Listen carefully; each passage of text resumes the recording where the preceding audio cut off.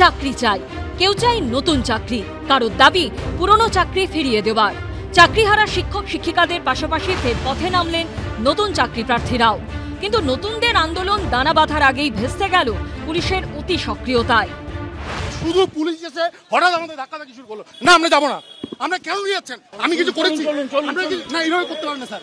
এইভাবে কিন্তু না, এইভাবে আমি যাবো।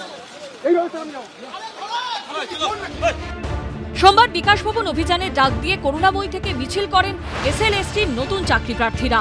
তাদের বিকাশ ভবন অভিযানে তুলকালাম বাঁধে সোমবার সন্ধ্যায়। এই আবহে মঙ্গলবারও বিকাশ ভবন অভিযানের লক্ষ্যে করুণাময়ীতে জমায়েত করেন নতুন চাকরি প্রার্থীরা। মিছিল শুরুর আগেই শুরু হয় পুলিশের অতি সক্রিয়তা। মুখ বন্ধ করতে পারবেন না। আগামী দিনে 1 লক্ষ ছাত্র নিয়ে আমরা পথে নামবো, তখন দেখি কি করতে পারেন আপনাদের পুলিশ।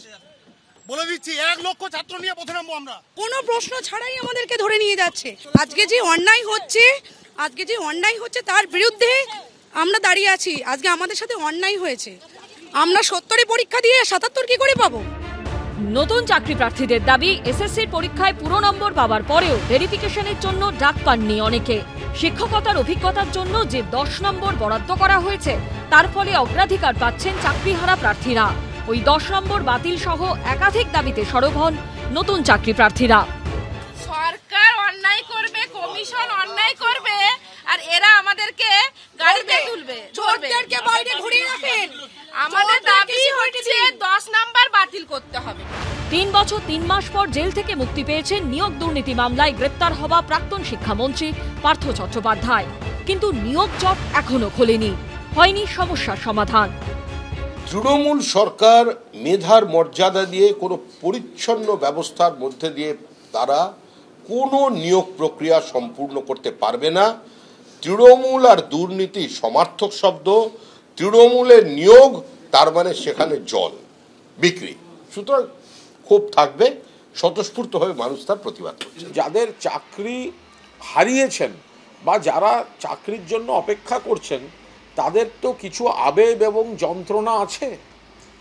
এবার তার উপর দাঁড়িয়েই মুখ্যমন্ত্রী এবং শিক্ষামন্ত্রী প্রবলেমটাকে সলভ করার চেষ্টা করছেন। আর বিরোধীদের একাংশ জলটা ঘোলা করে দিতে চাইছে, কারণ তারা এই যন্ত্রণার উপর দাঁড়িয়ে বিরোধী রাজনীতিটা করতে চাইছে। এসএসসির এই জট কাটবে কবে? কবে আবার চকডাস্টার হাতে শিক্ষকরা ফিরে যাবেন? ঐশী মুখোপাধ্যায়, আশাবুল হোসেন ও সমীরণ পালের রিপোর্ট, এবিপি আনন্দ।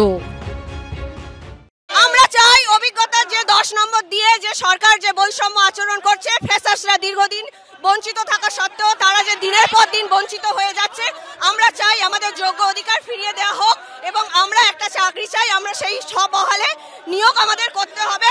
অভিজ্ঞতার 10 নম্বর আমাদের বাতিল করতে হবে, ভ্যাকেন্সি 1 লক্ষ বৃদ্ধি করতে হবে আমাদের, এবং ওএমআর জনসমক্ষে আনতে হবে। ওএমআর ম্যানিপুলেশন হয়েছে সেটা আমরা বিশ্বাস করি। আমি 60-60 রিটেনে পেয়েছি, আমার একাডেমিক মার্ক 10-10, 70 পেয়েছি, অথচ ইন্টারভিউ আমাদের ডাক পাইনি। এরকম আমার মতো হাজার হাজার শয়ে ছেলে মেয়ে আছে যারা 60-60, 59 নাম্বার পেয়েও কেউ ডাক পায়নি।